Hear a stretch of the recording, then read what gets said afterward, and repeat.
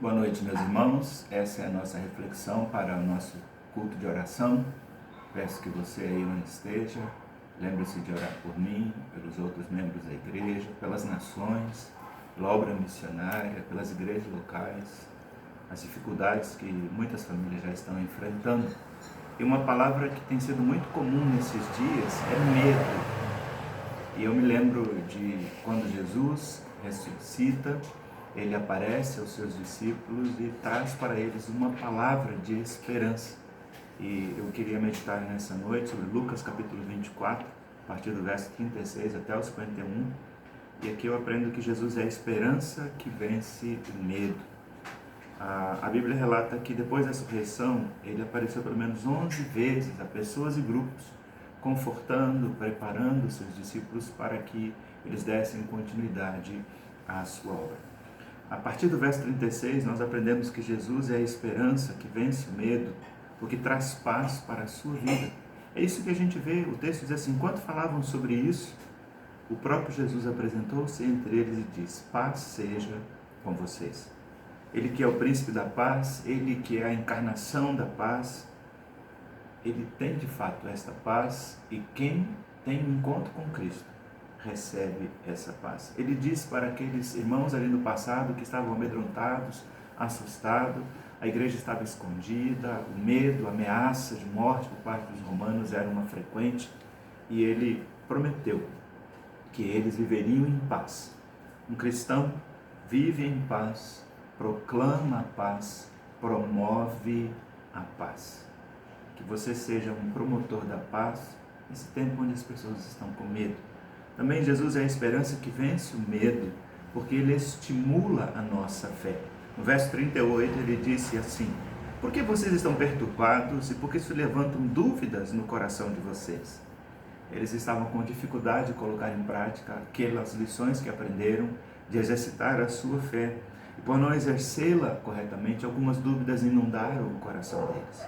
Cristo não quer ver a nossa fé enfraquecer, não quer ver a nossa fé esmorecer. Ele não quer que a gente fique trancado, ainda que estejamos trancados na quarentena.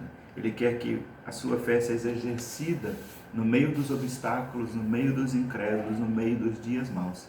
Quem já teve um encontro com Cristo tem prova de que ele vive, de que suas promessas são verdadeiras.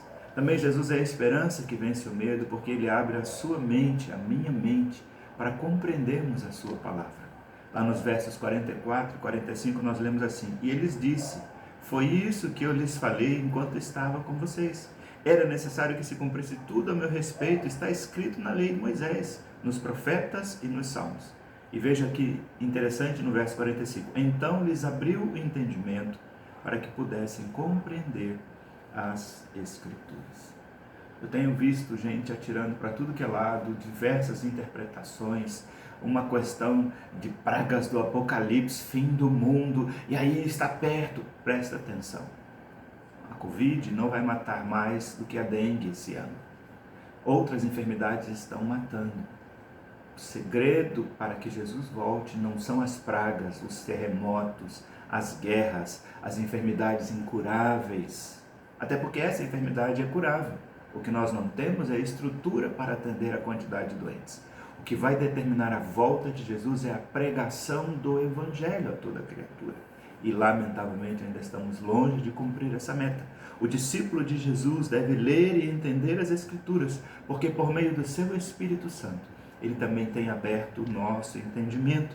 Se você é salvo por Cristo, tem o Espírito dentro da sua existência, você pode compreender, mas precisa ler, precisa ouvir, precisa compreender o todo, não apenas uma parte daquilo que você está lendo.